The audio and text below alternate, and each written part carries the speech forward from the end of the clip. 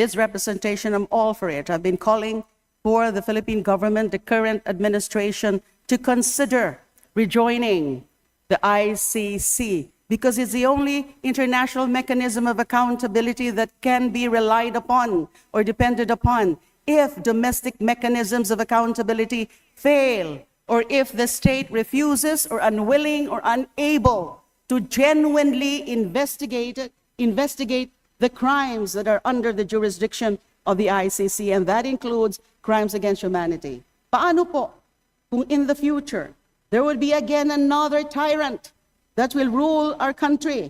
And ganun na naman, gumawa na naman ng mga kasuklam-suklam na mga krimen covered by that, crimes against international humanitarian law, genocide, and other crimes against humanity. Na katulad nung drug war killings, na klarado po that this was systematic pursuant to a state policy.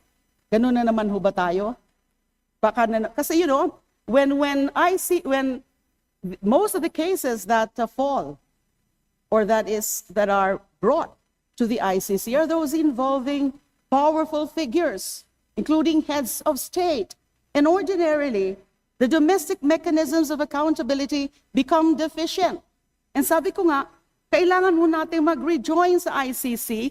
It does not only improve our very own standing in the international community, that we do respect international law, that we do respect jurisdiction of international bodies with competent jurisdiction, ay pinapakita po natin na hindi po tayo takot na makipag-coordinate uli sa ICC as an international tribunal if a similar situation happens in the future.